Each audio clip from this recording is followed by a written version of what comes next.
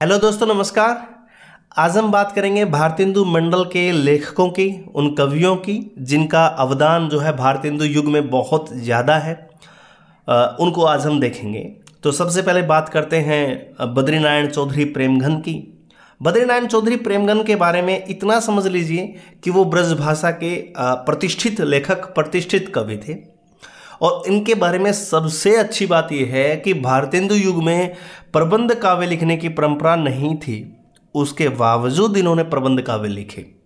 जीर्ण जनपद और अलौकिक लीला, याद होगा आपको, वो प्रबंध काव्य हैं, वो इन्होंने लिखे। हालांकि एक इनमें से अधूरा भी रहा, इसके बारे में बात करेंगे। तो बद्रीनारायण चौधरी प्रेमघन का जन्म कब हुआ था?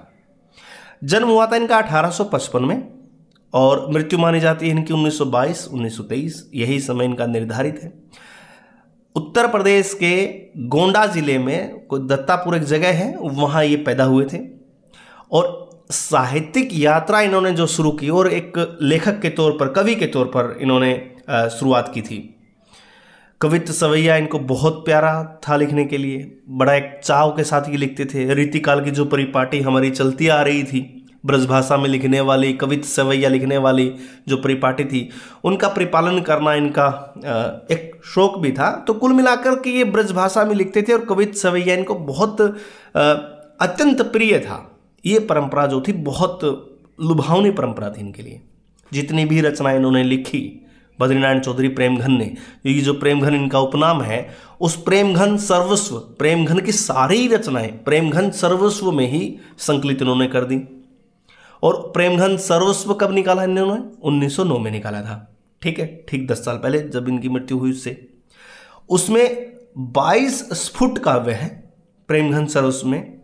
2 प्रबंध काव्य हैं जो हमने पहले ही आपको बताया, जीर्ण जनपद, अलौकिक लीला, और बहुत सारी गद्य पद्य की रचनाएं हैं जो प्रेमघन सर्वस्व में संकलित हैं। ठीक है, अब जब बात आई है 22 स्फुट काव्यों की, तो स्फुट काव्यों पर एक निगाह मार लेते हैं। प्रेमघन सर्वस्व का द्वितीय भाग स्फुट काव्यों में है।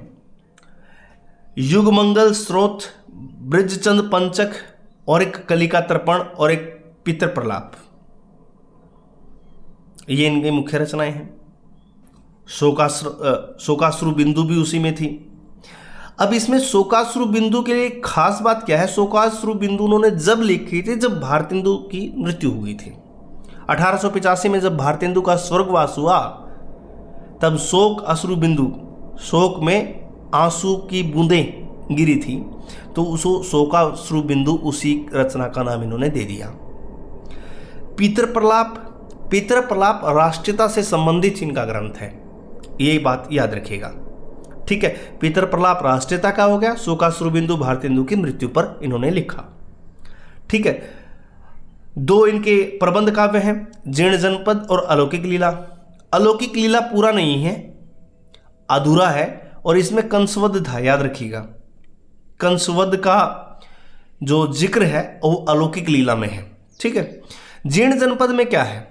जीर्ण जनपद में उस समय की जो ग्रामीण जीवन की शैली थी, जो ग्रामीण जीवन का चित्रण था, वो यथार्थ चित्रण इस जीर्ण जनपद में उन्होंने उगेरा कि किस तरीके से ईस्ट इंडिया कंपनी शासन करती थी, उसकी शासन प्रक्रिया में किस तरीके से लोगों को दोषी ठहरा करके उनका शोषण किया जाता था। वो स्वार्थपूर्ण शासन प्रक्रिया वो जीर्ण जनपद में इन्होंने दिखाई। और कंस लीला में, अलौकिक लीला में आपको बता ही चुके हम, कंसवध पर आधारित वो अपूर्ण महाकाव्य है जो पूरा नहीं हुआ था। प्रेमघन ने खड़ी बोली में भी रचनाएं लिखी। ब्रजभाषा में तो लिखा ही है, कवित्व सवैया लिखे हैं, लेकिन इसके अलावा उन्होंने खड़ी बोली में भी खूब सारी रचनाएं लिखी। 2 रचनाएं हैं जो अक्सर, जैसे भारतेंदु की बात करते हैं तो दशरथ विलाप, फूलों का गुच्छा, वो खड़ी बोली की रचनाएं हैं उनकी। तो प्रेमघन की भी कई बार पूछ ली जाती हैं कि बद्रीनारायण चौधरी प्रेमघन की खड़ी बोली की रचनाएं कौन सी थी? तो आनंद अरुणोदय और मयंक महिमा, ये दोनों रचनाएं खड़ी बोली की रचनाएं हैं बद्रीनारायण चौधरी प्रेमघन की। आनंद अरुणोदय और मयंक महिमा। आनंद अरुणोदय में क्या है? अरुणोदय, नया अरुण का उदय होना, यानी कि नव जागरण का संदेश आनंद अरुणोदय में था। मयंक महिमा, मयंक महिमा 1922 में रचना इनकी। महिक महिमा कब आई? 1922 में, और ये भी इनकी खड़े बोले की रचना थी। तीसरा भाग जब आया प्रेम घन सर्वस्व का, उसमें इन्होंने गीतात्मक रचनाएं लिखी, जिसमें गज़ल भी हो सकती हैं, गीत भी थे, होली के गीत स्पेशली, गज़ली भी थी, सारे के सारे वो तीसरे भाग में इन्होंने संकलित किए। प्रेम घन सर्वस्व का तीसरा भाग जब आया तो कुल मिलाकर प्रेम घन सर्वस्व के 3 भाग इन्होंने निकाले थे। ठीक है। गज़ली कादम्बनी एक इस शीर्षक से मिर्जापुर धुन के गज़ली गानों का संग्रह इन्होंने किया, एक अलग से उपलब्धि इनके नाम है। अगर आपसे कोई पूछ ले कि गज़ली कादम्बनी एक किसकी रचना है, तो गज़ली कादम्बनी जो है ये बद्रीनारायण चौधरी प्रेमगन की ही रचना है। और उसमें है क्या? उसमें मिर्जापुर धुन के गज़ली गाने जितने भी हैं उनका संग्रहण करके बद्रीनारायण चौधरी प्रेमगन ने रखा। ठीक है। अब ये तो हुई काव्य की बातें। अब इनके अवदान को अगर नाटक के दृष्टिकोण से देखें कि नाटकों में क्या क्या लिखा इन्होंने, तो 3 नाटक हैं इनके, बद्रीनारायण चौधरी प्रेमगन के 3 नाटक याद रखिए। एक है वीरांगना रहस्य, जिसको वेश्या विनोद के नाम से भी जानते हैं, कई बार वीरांगना रहस्य अथवा वेश्या विनोद ये नाम भी आ जाता है। तो 1886 में इनका नाटक आया था वेश्या विनोद। दूसरा इनका नाटक था भारत सौभाग्य, 1889 में आया था। ये एकांकी है, याद रखिएगा इसको। भारत सौभाग्य एकांकी है, एक ही अंक का नाटक है, और वो 1889 में आया था। ठीक है। तीसरा था इनका प्रयाग रामागमन, ये 1904 में आया था। तो 3 नाटक हैं। कौन कौन से हैं? वेश्या विनोद या वीरांगना रहस्य बात कर सकते हो आप उसकी, दूसरा है भारत सौभाग्य, और तीसरा है प्रयाग रामागमन। तीनों नाटकों का विषय देख लेते हैं क्या है। वीरांगना रहस्य एक सामाजिक नाटक है, सामाजिक नाटक है।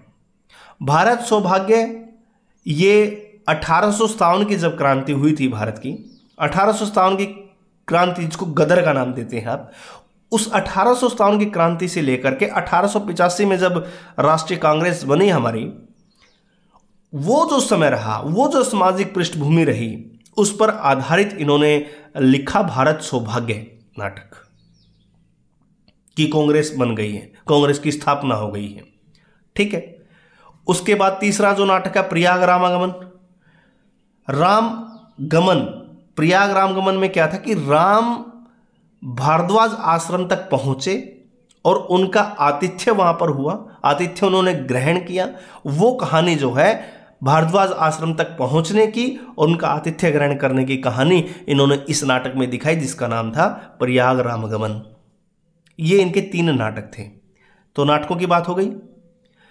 देखिए, बद्रीनारायण चौधरी प्रेमगन ना हर पहलू पर कलम चलाई है इन्होंने। ठीक है। अब आगे बात करते हैं एक पत्र जो इन्होंने निकाले।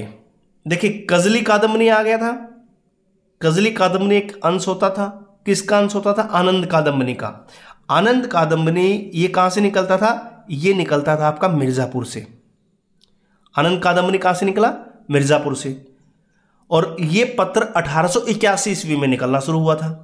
कई बार पेपर में आता आनंद कादम्बनी, नागरी नीरद, ये 2 पत्र इन्होंने निकाले थे। दोनों का बहुत बार ये सवाल पूछा जाता है। नागरी नीरद तो डीएसएसबी में पिछली दफा पूछा गया था, आनंद कादम्बनी इस बार भी पूछा गया था, जो पीछे एग्जाम हुआ था आपका। आनंद कादम्बनी 1881 में आया था, मिर्जापुर से था, बद्रीनारायण चौधरी प्रेमगन ने उसको निकाला था। नागरी नीरद साप्ताहिक पत्र था, और ये भी किसने निकाला था? ये भी बद्रीनारायण चौधरी प्रेमगन ने निकाला था। ठीक है। आलोचना की बात करें तो आलोचना के क्षेत्र में श्रीनिवास दास ने संयोगिता स्वयंवर रचा। ठीक है। उस संयोगिता स्वयंवर की और एक गदाधर सिंह का बंग विजेता, उनके अनुवाद की इन्होंने आलोचना लिखी आनंद कादम्बनी में, जो इनका पत्र था। इस पत्र में 2 रचनाओं की इन्होंने आलोचना की थी, संयोगिता स्वयंवर की और बंग विजेता की। बंग विजेता गदाधर सिंह का था और संयोगिता स्वयंवर श्रीनिवास सिंह का था। ठीक है। तो ये इनका आलोचना का काम हो गया। अब आलोचना के क्षेत्र में जब इन्होंने इतना अच्छा काम किया है, तो रामचंद्र शुक्ल ने इनके लिए क्या कहा? रामचंद्र शुक्ल ने इनके लिए टिप्पणी की थी कि बद्रीनारायण चौधरी प्रेमगन जो है विलक्षण शैली के गद्य लेखक हैं। ये बहुत बहुत इंपॉर्टेंट है, मोस्ट इंपॉर्टेंट, याद रखिए। कौन से लेखक हैं जो विलक्षण शैली के गद्य लेखक माने जाते हैं? वो है बद्रीनारायण चौधरी प्रेमघन। कहा किसने था? आचार्य रामचंद्र शुक्ल ने। वो क्या कहा था? पूरा वाक्य क्या था? पूरा वाक्य था कि वे गद्य रचना को कला के रूप में ग्रहण करने वाले, कलम की कारीगरी समझने वाले लेखक थे। कलम की कारीगरी समझने वाले लेखक थे। कभी कभी ऐसे पेचीले मजमून बांध देते थे ना कि पाठक एक एक डेढ़ कॉलम के लंबे लंबे वाक्यों में उलझा रह जाता था। इतने बड़े बड़े वाक्य होते थे, इतनी कहानियां बना करके इतना पेचीदा उसको करते थे, कठिन और इतना बड़ा बड़ा बना देते थे, मजमून बना देते थे एक किस्म से पूरा, तो उलझा रह जाता था पाठक। तो विलक्षण शैली के गद्य लेखक थे वो। रामचंद्र शुक्ल ने ही इनके बारे में एक बात कही थी कि प्रेमघन जो हैं वो पुरानी परंपरा का निर्वाह अधिक दिखलाई पड़ता उनमें। कवित्त सवैया लिखे हैं जब ब्रज भाषा में, रीतिकाल के कवियों का अनुसरण इन्होंने किया है, तो बिल्कुल कहना जायज है रामचंद्र शुक्ल जी का कि पुरानी परंपरा का निर्वाह इन्होंने किया है। एक विशेष तथ्य इनके लिए कहा जाता है कि दादाभाई नारोजी को काला कहने पर इन्होंने गुस्से से अक्षोभ प्रकट करते हुए कविता लिखी थी। क्या लिखी थी? अचरज होत तुम्हू सम गोरे बाजत कारे, तासो कारे कारे शब्दों पर हमारे, कारे कृष्ण राम जलधर जल बरसन वारे। ये कारे कहने पर दादाभाई नारोजी को इन्होंने कविता लिखी थी। अचरज होत तुम्हू सम गोरे बाजत कारे, तासो कारे कारे शब्दों पर वारे। इस कार्य को गौर से देखिएगा। कारे शब्दों पर वारे, कारे कृष्ण राम जलधर जल बरसन वारे। ये देखिए श्लेष अलंकार भी इसमें दिखाई देगा आपको। इस कार्य शब्द के अलग अलग अर्थ हर तरीके से निकाल दिए। तो ये दादाभाई नारोजी को काला कहने पर इन्होंने कविता लिखी थी। ठीक है। रामचंद्र शुक्ल ने उनके लिए बहुत सारी टिप्पणियां की हैं, जिनमें से कुछ कुछ टिप्पणियां हम आपके लिए लेकर के आए हैं। बद्रीनारायण चौधरी प्रेमघन के लिए रामचंद्र शुक्ल ने क्या कहा? उन्होंने कहा कि उनकी हर एक बात से रईसी टपकती थी। बातचीत का ढंग उनका बहुत निराला था, बहुत अनूठा था, और कभी कभी ना बहुत सुंदर वक्रतापूर्ण वाक्य उनके मुंह से निकल जाते थे। टेढ़े व्यंजना शब्द शक्ति वाले निकल जाते थे। लेखन कला के उनके सिद्धांत के कारण उनके लेखकों में ये विशेषता, उनके लेखों में ये विशेषता नहीं पाई जाती। देखिए बात में रईसी टपकती थी, लेखन में सीधा लिखते थे, बोलने में कई बार वक्रतापूर्ण वाक्य बोलते थे, व्यंजना शब्द शक्ति का इस्तेमाल करते थे, बातचीत का ढंग बहुत निराला था, अनूठा था। लेकिन लेखन कला के उनके सिद्धांत के कारण वो लिखते थे सीधा सीधा सरल भाषा में, ताकि दूसरों को समझ में आए। और ये विशेषता जो उनकी रईसी बातों में जो टपकने वाली थी वो लेखों में नहीं दिखी, सामान्य। ठीक है। भारतेंदु के घनिष्ठ मित्रों में से एक माने जाते हैं, और वेश भी भारतेंदु के जैसा ही वो रखते थे। ये भी रामचंद्र शुक्ल ने लिखा है। और रामचंद्र शुक्ल का सबसे बड़ा कथन जो अभी थोड़ी देर पहले हमने किया कि शैली सबसे विलक्षण थी, सबसे विलक्षण शैली के गद्य लेखक जो है बद्रीनारायण चौधरी प्रेमघन थे।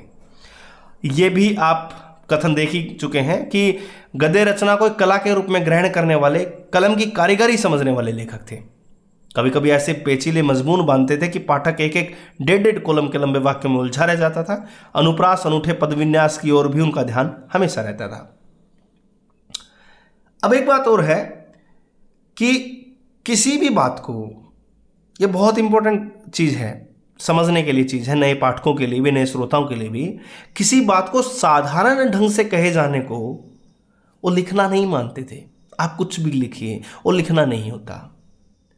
कोई लेख लिखकर जब तक आप उसको देख नहीं लेंगे, उसका एनालिसिस नहीं कर लेंगे, उसका परिष्कार नहीं कर लेंगे, मार्जन नहीं कर लेंगे, तब तक छपने वो देते ही नहीं थे। आपके लिए भी यही सलाह मशवरा है। जो भी नए लेखक, नए श्रोता हमें सुन रहे हैं, उनको बताएं कि आप कोई भी कविता लिखते हैं, कोई भी लेख लिखते हैं, उसको बार बार देखिए, तराशिए, उसका परिष्कार कीजिए, मार्जन कीजिए, तब उसको छपने के लिए भेजिए। क्योंकि एक बार चीज़ छप जाती ना, उसके बाद दोबारा उसमें एडिट नहीं कर सकते आप। ठीक है। तो ये सबसे अच्छी बात थी। भारतेंदु को भी इसी बात पे वो ठिठोलते थे, टोकते थे कि उन्होंने कहते थे कि घनिष्ठता उनके साथ अच्छी है, और उतावलेपन पर शिकायत करते थे। लिखा भी आगे, खुद शुक्ल जी ने लिखा कि भारतेंदु के घनिष्ठ मित्र थे, उतावलेपन पर शिकायत अक्सर किया करते थे कि बाबू हरिश्चंद्र अपनी उमंग में जो कुछ लिख देंगे ना, यदि उसे एक बार भी अगर परिमार्जित कर लें, वो देख लें एक बार भी, तो और भी उनका सुडोल और सुंदर लेख हो सकता था। एक बार भी अगर वो परिमार्जित उसको कर ले, तो एक बार भी कर देते तो और भी सुडोल और सुंदर हो जाता। लेकिन वो तो उमंग के लेखक थे, उमंग में उन्होंने लिखा तो उन्होंने नहीं देखा। ठीक है। और एक बात उन्होंने क्या कही कि भाषा अनुप्रासमयी चुचुहाती हुई होने पर भी पद विन्यास व्यर्थ के आडंबर के रूप में नहीं दिखते थे, क्योंकि सरल लिखने का प्रयास उनका रहता था। बोलने में चाहे जैसी रईसी बातों में टपकती हो, लेकिन लिखने में कोई आडंबर, व्यर्थ का आडंबर उनकी रचनाओं में आपको नहीं दिखेगा। लेख जितने भी होंगे उनके बड़े अर्थ गर्भित लेख होंगे, सूक्ष्म विचारपूर्ण लेख होंगे उनके। लखनऊ की उर्दू का जो आदर्श था, लखनऊ के नवाबों का जो आदर्श था, उर्दू का जो आदर्श था, वही उनकी हिंदी का था। Very very important. ये बद्रीनारायण चौधरी प्रेमघन के बारे में रामचंद्र शुक्ल ने कहा है। चौधरी साहब ने कई नाटक लिखे हैं, हर नाटक के बारे में बताया इन्होंने। देखिए, भारत सौभाग्य जिसका जिक्र हम कर चुके हैं कि कांग्रेस जब बनी, कांग्रेस के अवसर पर खेले जाने के लिए सन 1888 में उन्होंने नाटक लिखा था। नाटक बड़ा विलक्षण था, पात्र इतने ज़्यादा थे कि अभिनय नहीं हो सकता था उसका। भाषा भी रंग बिरंगी थी, पात्र जितने ज़्यादा होंगे भाषा उन्हीं के अनुकूल कर दी। मारवाड़ी, भैंसवाड़ी, भोजपुरी, पंजाबी, मराठी, बंगाली, सारी भाषाओं का मिश्रण उस नाटक में उन्होंने कर दिया भारत सौभाग्य में। तो इसलिए वो पेचीदा नाटक बन गया था। ठीक है। विनोदपूर्ण प्रहसन तो अनेक प्रकार के अपनी पत्रिका में बराबर निकालते रहते थे। आनंद कादम्बरी में बद्रीनारायण चौधरी प्रेमघन जी ने अपने ही उमड़ते हुए विचारों और भावों को अंकित करने के लिए वो पत्रिका उन्होंने निकाली थी, और लोगों के लेख उसमें नहीं के बराबर रहा करते थे। औरों के तो किसी के छापे नहीं। आनंद कादम्बरी में केवल खुद की भावनाएं, खुद के विचार, दूसरे के तो बहुत कम छापते थे, वो नहीं के बराबर हैं दूसरे के। ठीक है। उसमें जितने लेख आते थे सब रंगीन भाषा में लेख आते थे, मनोरंजन के लिए, विनोदपूर्ण प्रहसन आते थे उसमें। साप्ताहिक पत्र जो नागरिक नीरद निकला, उसमें शीर्षक भी सारे ऐसे होते थे जो वर्षा के खासे रूपक हो सकते हैं। जैसे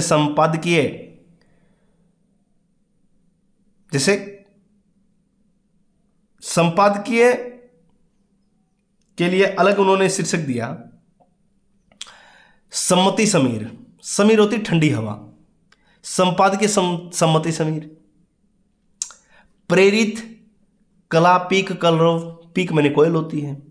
ये सारे के सारे जितने शीर्षक है ना, ये सारे के सारे बारिश से जुड़े हुए शीर्षक हैं। हास्य रीतांकुर, वृत्तांत कुलावकली, वृत्तांतव कुलावकावली, काव्यामृत वर्षा, विज्ञापन वीर बहुवटिया, ये शीर्षक ऐसे शीर्षक हुआ करते थे नागरिक नीरद के। फिर एक बात इन्होंने कही कि समालोचना का सूत्रपात हिंदी में एक प्रकार से भट्ट जी और चौधरी साहब ने ही किया। रामचंद्र शुक्ल जी का मानना था, समालोचक पुस्तकों के विषयों का अच्छी तरह विवेचन करके उनके गुण दोष के विस्तृत निरूपण की चाल उन्होंने चलाई थी। गदाधर सिंह ने बंग विजेता का जो अनुवाद किया था, उसकी आलोचना इन्होंने आलोचना कादम्बरी में की, इन्होंने 5 पेज में की थी। श्रीनिवास दास का संयोगिता स्वयंवरा, उसकी कठोर समालोचना उन्होंने की, विस्तृत समालोचना की, 21 पेज में उन्होंने वो आलोचना निकाली।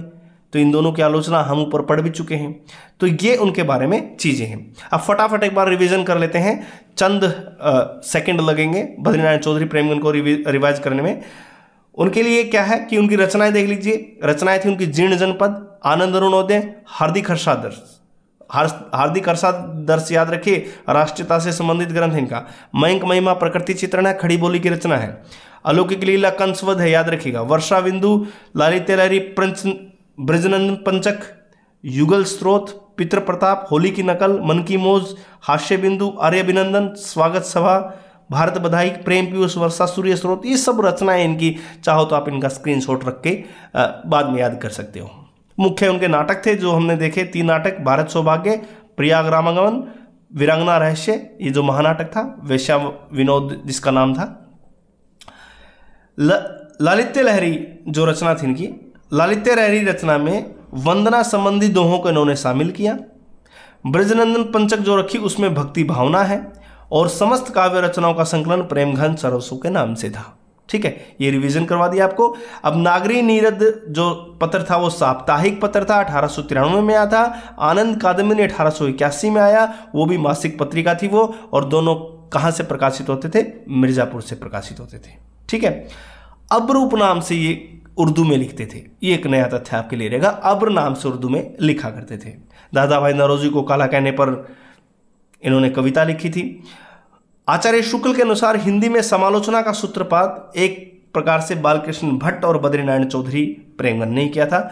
इनके छंदों की खास बात की यति भंग इनके छंदों में मिलता है। ये बहुत बड़ा तथ्य है कि किन के छंदों में यति भंग मिलता था, तो बद्रीनारायण चौधरी प्रेमगन के छंदों में यति भंग मिलता था। तो ये थे बद्रीनारायण चौधरी प्रेमघन। ठीक है, अभी हमारे पास समय है, और समय है तो हम थोड़ा सा प्रताप नारायण मिश्र के बारे में जान लेते हैं। प्रताप नारायण मिश्र की अगर मैं बात करूं तो इनका जन्म है 1856 में। इनका जन्म कब हुआ? 1856 में। उन्नाव में इनका जन्म हुआ था। बाद में इनका परिवार उन्नाव से शिफ्ट कर गया कानपुर में। कानपुर में जाकर बस गए। इनकी शिक्षा दीक्षा फिर वहीं कानपुर में ही हुई।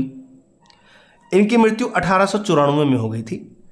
प्रमुख रचनाएं अगर मैं बात करूं प्रताप नारायण मिश्र की, तो प्रेम पुष्पावली है, मन की लहर है, लोकोक्ति शतक है, त्रिप्यंताम है, बहुत महत्वपूर्ण रचना है ये, श्रृंगार विलास बहुत महत्वपूर्ण रचना है, ये भी याद रखिएगा, दंगल खंड ये भी इनकी रचना है प्रताप नारायण मिश्र की।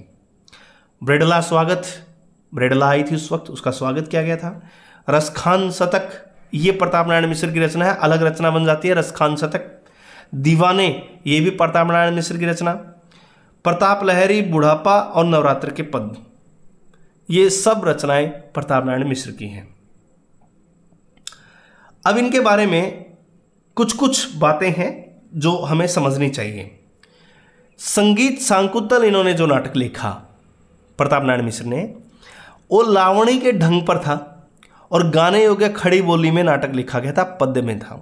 खड़ी बोली में लिखा गया नाटक, लावणी के ढंग पर नाटक, और पद्य में बंधा हुआ नाटक था संगीत शाकुंतलम। इंपॉर्टेंट बात है, नोट कर लीजिए। दूसरा एक और नाटक जो इन्होंने लिखा, कली कौतुक रूपक। कली कौतुक रूपक, कली काली काल को कहा जाता है, यानी कि कलियुग को कहा जाता है। तो कली कौतुक रूपक, इसका मतलब है कि जो पाखंडी हैं, दुराचारी हैं, उन पाखंडियों दुराचारियों से दूर रहने के लिए प्रेरित करने वाला नाटक था कली कौतुक रूपक प्रताप नारायण मिश्र का। हठी हमीर इन्होंने एक नाटक लिखा जिसमें अलाउद्दीन की रणथंबोर पर चढ़ाई का वृत्तांत इन्होंने दिया है। अलाउद्दीन रणथंबोर की चढ़ाई पर चढ़ गया था, उस किस्से को लेकर इन्होंने हठी हमीर कहा, वो नाटक लिख दिया। भारत दुर्दशा इनका भी नाटक है। भारत दुर्दशा इनका भी नाटक है। गौ संकट, जुआरी खुआरी इनका प्रहसन है, बहुत महत्वपूर्ण है। कली प्रभाव इनका एक नाटक है। भारत दुर्दशा भारतेंदु हरिश्चंद्र का भी नाटक है, याद रखिएगा। प्रताप नारायण मिश्र ने पत्रिका निकाली थी ब्राह्मण, और ये सवाल कई दफा पूछा गया है। यूपीएचएससी में भी ये सवाल आया था कि ब्राह्मण पत्रिका कहाँ से निकलती थी। कई बार ऐसा आ जाता था, ब्राह्मण पत्रिका कब निकली है, ऐसा आ जाता है, किसने निकाली, ऐसा भी सवाल आ जाता है। तो हम आपको बता देते कि ब्राह्मण पत्रिका जो है 1883 ईस्वी में निकली थी। मासिक वो पत्रिका हुआ करती थी, कानपुर से वो निकलती थी, और निकालने वाले थे प्रताप नारायण मिश्र। ठीक है, अच्छा, उसकी एक खास बात पता क्या थी? एक नाटक में अभिनय करने के लिए पिता से आज्ञा ली, किसकी? मूंछ मुंडवाने की। पिता से मूंछ मुंडवाने की आज्ञा भी ले ली थी इन्होंने, बद्रीनारायण इसे प्रताप नारायण मिश्र ने। सर्वाधिक प्रसिद्धि जो इनकी कविता है उसको मिली हरगंग कविता। प्रताप नारायण मिश्र की कविता है हरगंग कविता, सबसे ज़्यादा प्रसिद्ध कविता उनकी मानी जाती है। हिंदी के बड़े हिमायती माने जाते हैं। हिंदी की हिमायत इन्होंने एक रचना भी लिखी है। हिंदी के बड़े हिमायती थे, और नारा हिंदी हिंदू हिंदुस्तान, ये हर किताब में आपको हिंदी हिंदू हिंदुस्तान मिलेगा, जबकि ऐसा नहीं है। याद रखिए, नारा है हिंदी हिंद हिंदुस्तान। ये हिंद है, हिंदू नहीं है, याद रखिएगा। बता देता हूं आपको, ये हिंदू नहीं है, गलत लिखा हुआ है प्रत्येक किताब में, ये सही हिंद है। ठीक है, हिंदी हिंद हिंदुस्तान का नारा इन्होंने दिया था। ओके, हिंदी के बड़े हिमायती ये माने जाते हैं। और ब्राह्मण पत्रिका जब आती थी तो उसके साथ वो चंदा मांगते थे, चंदा मांगते मांगते थक जाते थे, लोग चंदा देते नहीं थे, तो कभी कभी शब्दों में याचना उनको करनी पड़ती थी कि लिखते थे उस पे, मेन पेज पे पंक्तियाँ आती थी कि 8 मास बीते जजमान अब तो करो दक्षिणा दान। 8 महीने हो गए अखबार आते हुए, कुछ दे दीजिए। 8 मास बीते जजमान अब तो करो दक्षिणा दान, ये उनकी बड़ी फेमस पंक्ति है। प्रताप लहरी इनके जो रची गई जो प्रतिनिधि रचनाएं थी उनका संकलन है प्रताप लहरी। और हजारी प्रसाद द्विवेदी जी क्या मानते हैं, वो मानते हैं कि ये सहज चटुल शैली के पुरस्कर्ता माने जाते हैं। एक नया शब्द है आपके लिए, चटुल शैली।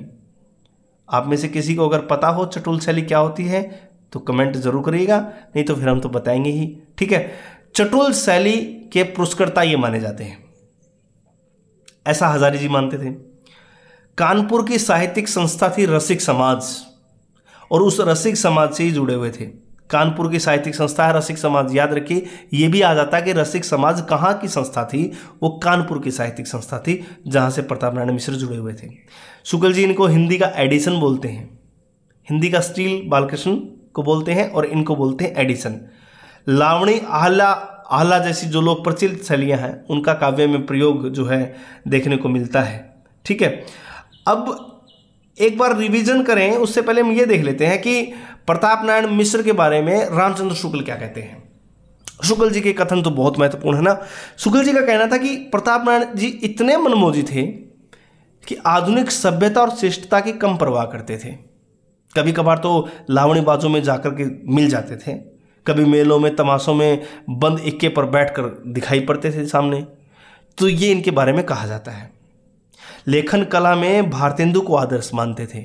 शुक्ल जी मानते हैं कि प्रताप नारायण मिश्र लेखन कला में भारतेंदु को आदर्श मानते थे, पर उनकी शैली और भारतेंदु की शैली उसमें विभिन्नता होती थी। आदर्श जरूर मानते हैं लेकिन शैली में, लिखने के ढंग में विभिन्नता थी, वो लक्षित होती थी। सबसे बड़ी बात इनके बारे में कही गई है कि प्रताप नारायण जी में विनोद प्रियता विशेष थी। ये विनोद प्रियता के कवि हैं, विनोद प्रियता विशेष थी। इससे उनकी वाणी में जो व्यंग्यपूर्ण वक्रता की मात्रा प्राय रहती थी, इसलिए वे पूर्वीपन की परवाह न करके अपने बैसवाड़े ग्राम में, अपनी लोकल लैंग्वेज बैसवाड़े की ग्राम्य कहावतें और शब्द भी बेधड़क प्रयोग कर दिया करते थे, क्योंकि वो विनोद प्रिय आदमी थे। उनकी वाणी में व्यंग्यपूर्ण वक्रता की मात्रा हमेशा दिखती थी, इसलिए पूर्वीपन की परवाह किए बगैर कोई पूर्वी भाषा नहीं बोलनी। जो उनकी लोकल थी, भैंसवाड़ी जो भाषा थी उनकी, उसमें वो गांव की कहावतें जो है इस्तेमाल किया करते थे, बेधड़क इस्तेमाल करते थे। कैसा भी विषय हो उसमें विनोद मनोरंजन की सामग्री ढूंढ लेना प्रताप नारायण मिश्र के बाएं हाथ का खेल था। लेख चाहे हर तरह का कोई भी हो, लेकिन सब निकालते थे वो। देश दशा के बारे में लिखना, समाज सुधार के बारे में लिखना, नागरिक हिंदी प्रचार पर लिखा, साधारण मनोरंजन पर, सब विषयों पर मिश्र जी की लेखनी चली है। और शीर्षकों के नाम देखिए, आप जब इनके शीर्षक देखेंगे तो अनेक रूप तो आपको समझ में आ जाएगी कि कितने अलग ढंग से लिखने वाले ये राइटर थे। जैसे देखिए, घूरे के लता बीने, और अगली का दे दिए कनातन के डोले बांधे, समझदार की मौत है, बात मनोयोग वृद्ध, ये इनके शीर्षक हैं। मतलब आप देखेंगे कि हर पहलू पर इन्होंने लिखा, अनेक रूपता शीर्षकों में भी है। एक बात इन्होंने कही कि यद्यपि प्रताप नारायण मिश्र की जो प्रवृत्ति थी हास्य विनोद की थी, मान लिया, लेकिन भाई साहब जब वो लिखते थे बहुत गंभीर विषयों पर लिखते थे, और वो लिखते थे तो उनकी भाषा बड़ी संयत रहती थी, साधु रहती थी। संयत और साधु भाषा का व्यवहार होता था। कैसी भाषा? संयत और साधु भाषा का व्यवहार इनके लेखन में आपको मिलेगा, ठीक है। फुटकल गद्य लिखे, फुटकल गद्य के अलावा नाटक लिखे, जैसे कली कौतुक रूपक बताया, पाखंडियों दुराचारियों का था, उसका चित्र खींचकर सावधान रहने का वहाँ पर एक संदेश था। संगीत शाकुंतल ने बताया कि लावणी के ढंग पर खड़ी बोली में रची गई रचना थी वो। और भार दुर्दशा, इतना अनुसरण वो करते थे, इतना अनुकरण वो करते थे भारतेंदु का, कि भारतेंदु जी के उस पर भार दुर्दशा नाटक भी लिख दिया, ठीक है। हठी अमीर में हम आपको बता चुके, रणथंभौर पर अलाउद्दीन की चढ़ाई का वृत्त उन्होंने लिखा। इसके अलावा देखिए, जुआरी खुआड़ी एक प्रहसन इन्होंने लिखा था। गो संकट नाटक लिखा, कली प्रभाव नाटक लिखा, ज्वारी ख्वारी प्रहसन, बहुत महत्वपूर्ण है इनका, ये बहुत महत्वपूर्ण है, पेपर में मिल सकता है। ज्वारी ख्वारी ये किसका था? ये प्रताप नारायण मिश्र का था। ठीक है, चलिए, मस्खरेपन के लिए जाने जाने वाले कवि, हाजिर जवाब के लिए जाने वाले कवि प्रताप नारायण मिश्र, ये भारतेंदु को अपना गुरु मानते थे और स्त्री का अभिनय इनको करना था। मूछ इन्होंने मंडवा ली थी, पिता से आज्ञा ले ली थी कि मुझे मूछ मंडवानी है। ठीक है, तो ये सब बातें इनके लिए हैं। गद्यात्मक जो ग्रंथ थे वो इन्होंने लिखे, उसमें सबसे बेहतरीन इनका ग्रंथ था शैव सर्वस्व। शैव सर्वस्व जो था वो गद्य लेखन में सबसे बेस्ट इनका ग्रंथ माना जाता है। ठीक है, बाकी देखिए बहुत सारा संपादन इन्होंने किया, ब्राह्मण का किया है, हिंदुस्तान एक इन्होंने निकाला, काला कांकर से प्रकाशित होता था वो हिंदुस्तान, ब्राह्मण निकाला, हिंदी प्रदीप निकाला, हिंदी प्रदीप बालकृष्ण भट्ट संपादित किया करते थे। ठीक है, निबंधों में भी इसकी उग्रता का भाव जो है वो दिखा है। तो प्रताप नारायण मिश्र के बारे में ढेर सारी बातें हैं, और जैसे बताया था आपको, हिंदी हिंदू हिंदुस्तान का नारा इन्होंने दिया, लेखन प्रणाली में भारतेंदु के समान थे, दूसरा भारतेंदु उनको कहा जाता है, मोस्ट इंपॉर्टेंट लाइन दूसरा भारतेंदु है, द्वितीय भारतेंदु के नाम से ये जाने जाते हैं। ब्रैडला स्वागत, विक्टर प्रिंस, ये उनके स्वागत के लिए इन्होंने रचनाएं लिखी थी। सबसे बड़ी इनकी विशेषता थी कि समस्या पूर्ति, पूरी अम्मे की कटोरी वो वाली याद होगी सबको। समस्या पूर्ति में दक्षता और व्यंग का जो भाव था, व्यंग तक जो रहती थी वो बड़ी उल्लेखनीय होती थी इनकी। ठीक है, प्रजा हितैषी रूप पर इनका जैसा व्यंग है अंग्रेजी राज्य के ऊपर, वह भारतेंदु युग में बड़ी कठिनता से मिलता है। जैसे एक लाइन है, जिन धन धरती हरी सो करिए कौन भलाई, बंद काके मीत कलंदर के ही के भाई। ये व्यंग, जबरदस्त वाला व्यंग जो है अंग्रेजी राज्य के प्रति इनका देखने को मिलेगा। एक देखिए समझौतावादी दृष्टिकोण, उदारवादी समझौतावादियों पर आक्षेप उनका क्या, कि पढ़ी कमाई कीनो कहा, हरे न देश विदेश, हरे न देश कलेश। पढ़ी कमाई कीनो कहा, हरे न देश कलेश, जिसने देश का कलेश नहीं हरा उसने क्या पढ़ाई लिखाई की, क्या कमाया उसने। जैसे कंता घर रहे तैसे रहे विदेश, पति चाहे जैसा घर पे रहे वैसा विदेश रहे, क्या फर्क पड़ता जब बात बनी नहीं रही तो। आला दंगल खंड, ब्रैडला स्वागत, त्रिपेन ताम इनकी रचनाएं हैं। देखिए आला खंड में क्या है, आला खंड में जो उन्होंने लिखा, नोट कर लीजिएगा, ये बहुत महत्वपूर्ण पंक्तियां हैं। आला खंड में क्या लिखा है इन्होंने, आला खंड में दंगल की भीड़ भाड़ और पहलवानों के दांव पैच के साथ धूप में दंगल देखती जनता की दशा का वर्णन इन्होंने आला खंड में किया। धूप में किस प्रकार जनता की दशा दिखा रखी इन्होंने। ब्रैडला स्वागत में उसमें भारतवर्ष की दुर्गति दिखा रखी है, उसकी गरीबी दिखा रखी है, उसका वर्णन है। त्रिपेन ताम में देवी देवताओं को याद किया गया है देश की बदतर स्थिति के लिए, कि अब तो आओ आओ प्रभु, क्योंकि आपने कहा था यदा यदा हि धर्मस्य ग्लानिर्भवति भारत है, कि जब भी कोई ऐसी सिचुएशन होगी तो हम जन्म लेके आएंगे। तो प्रभु बहुत हो गया, त्रिपेन ताम सब देवी देवताओं को याद किया कि अब तो आइए, देश की स्थिति बहुत बदतर हो गई है। और उस बदतर स्थिति का एक एग्जाम्पल उन्होंने दिया कि महंगी और टिकस के मारे सगरी वस्तु अमोली है, कौन भांति त्योहार मने कैसे कहिए होली है। सारी चीजें इतनी महंगी हैं, टैक्स इतना लगाते, कैसे कह दें हम होली आई है, हम मना ही नहीं पा रहे त्योहार को। तो हिंदी हिंदू हिंदुस्तान का राग जो है ये आलपाते रहते थे, रामचंद्र शुक्ल ऐसा मानते हैं। ठीक है, चलिए बालकृष्ण भट्ट के बारे में फिर बाद में बात करेंगे। आज इन दो कवियों के बारे में हमने डिटेल से देखा, बद्रीनारायण चौधरी प्रेमगन और प्रताप नारायण मिश्र। यदि आपको कहीं से कोई त्रुटि रहती है या कुछ भी आपको लगता है कि ये चीज़ मुझे नहीं आई, तो आप ज़रूर उसके बारे में बात करिए, कमेंट लिख भेजिए, सुनिएगा ज़रूर। ढेर सारी चीज़ें आपको नहीं देखने को मिलेंगी। तब तक के लिए आपको बहुत बहुत धन्यवाद। आगे बने रहिए हमारे साथ, और ये एपिसोड जो है लगातार आपको हर रोज़ शाम 5 बजे मिलते रहेंगे। यूं ही हमारे साथ आप बने रहिए, तैयारी को अंजाम देते रहिए। पसंद आए तो लाइक शेयर सब्सक्राइब जरूर करिएगा।